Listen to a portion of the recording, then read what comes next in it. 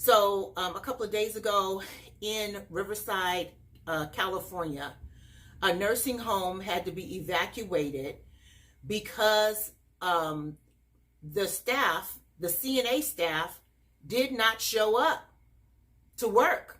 Okay, they did not show up to work, and so and this was 2 days in a row, because on the news it made it look like it was just one day. It was 2 days in a row. The first day, okay, it was like, I would say, like maybe 75% of the staff didn't show up. Some people did show up.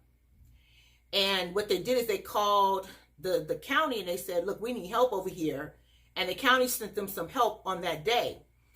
But the public health doctor, the guy that's over everything, his name was like Dr., I think it was Curtis Kaiser, said, look, you guys need to do something, because tomorrow, you need to have full staff to take care of these patients, because I won't be able to help you with nobody else. Help bring other staff over here. So on the second day, okay, only one CNA showed up, okay, and that was it, okay. So let's go back and talk about the staffing on how, the skilled nursing facility, and let's break down, the jobs, okay. You got your RNs, your registered nurse, who does your assessments, who does, your discharges, so on and so forth. You got your LVNs that mostly take care of med pass and treatments and stuff like that. But then you got your CNAs, which is the heart of the facility, because they are your true caregivers. They are the ones touching the patients every single day. They are the ones moving the patients every single day. They are the ones making sure patients eat every single day, okay? They are the ones that are laying hands and interacting with patients on a daily basis, okay? You may have an RN go do a quick assessment. Hey, how you doing? Tell me about your day, blah, blah, blah, blah. Look at the notes and this and that and the other, okay? Now, I'm not putting down what RNs do. I've been a nurse for a long time, okay? I was an LVN for 8 years, and the rest of the years I've been a registered nurse. But I also was a CNA instructor. I was an LVN instructor. And when I seen what CNAs had to do, because I had to get in the shower with CNAs to give showers to these patients, and how heavy a load they had, lifting, turning, people vomiting on them, doing stool on them, urinating on them, and them trying to hold patients up, so that they won't fall. It's a hard job. It's a hard job. But they are the backbone of the healthcare system as we know it. Without them, it closes. Just like what happened with the skilled nursing facility today. And I have this article up here. I always want you guys to make sure that you check this stuff out for yourself. Okay? Don't just take my word for it, because that's what I didn't do. I don't want to take anybody's word for it. I read it for myself.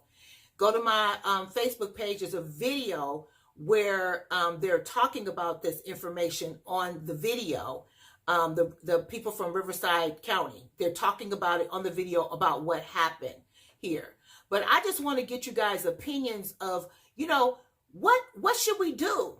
If you have people at your facility and 34 people test positive, and you have 5 staff members that test positive, okay, and you're not making it easy for me to come to work. There's no incentives for me to come. I can go and get unemployment and get an extra $600 a week. Come on, somebody. Come on, somebody. All right? You can get an extra $600 a week. So if I can get about $1,000 a week, why would I come here and try to take care of patients? The owners needed to step up their game and say, look, we know this is hard. For this time period, let's give you guys some incentives, okay? Let's give you guys a reason to come here. Hazard pay. Let's give you guys trauma pay, hazard pay, okay? Because when it comes down to it, I'm not taking that stuff back to my family. Come on, somebody. You guys got, what's up? We got to support those nurses, those CNAs that make these tough decisions. One of the men on there, when our time is almost up, one of the men on there was saying, one of the things, this Dr. Kaiser, he said, is that you stay at your post. You stay at your post. And this may be considered abandonment. Abandonment Abandonment. Abandonment is when you come in and you take report from another caregiver. And once you take report, you say, oh no, I can't do this. I got to leave. And you walk off the job. That's what abandonment is. Okay? Abandonment is not, I didn't come to work today. Because people call off sick all the time. Okay? People call off sick all the time in healthcare. And what we do is we scramble to get either somebody to take their place. Okay? Or we divvy up the assignment. That's all we can do. Okay? So I just want you guys to think about that and think about, you know, wow, what is really going on when we have, you know, city officials come in and say, oh, this may be, you know, for the regulatory agencies to take care of, the accrediting agencies to take care of. When you cannot do what I do, you are not going to come in and change a dirty diaper, get up a patient and try to walk them, okay? Fight with a patient who don't want you to, who don't get it, he have Alzheimer's, dementia. Come on, y'all know, okay? But nursing leaders, where are y'all at? You know, my motto is, I try to keep it as 100 as much as I can with my staff. Hey, look, we're running out of gloves. We're going to run out of masks. This is what we're going to do. And then I try to troubleshoot, okay, this and that and the other. But I would have been like, look, y'all need to do something because this staff's going to walk off. This lets me know that they knew about this way before. They knew those patients were in there with COVID. They knew they had COVID patients.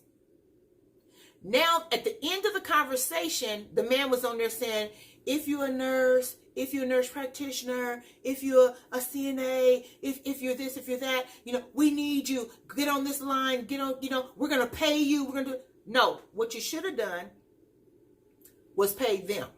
You should have paid the ones that walked off the job. Okay. You should have paid them hazard pay. Okay, giving them a reason to come in. So if something happened to them, at least their family can say, well, at least we got this over here that mama went and struggled and got us for. Our daddy went into the war for. Okay, at least we got something to fall back on. You see what I'm saying? So that's all I wanted to point out to you guys today is this situation going on, and it's going on all over the world. It's tough decisions that we have to make sometimes. Sometimes we have to make tough decisions. And this was a tough decision for them to walk off of a job, to sit up and really say, we're going to not go into work. That's a tough decision and not take care of the patients that we've been taking care of for a long time. It's a tough decision that you have to make, okay? I don't know what I would have done. I don't know because it has not yet happened to me. So I can't say, well, they should have did this and they should have did that. Or, yeah, it was okay for them to do this and yeah, it was okay for them to do that. I don't know. I, honest to God, can actually say in this current situation right now, I don't know. Okay? But I can say I support them.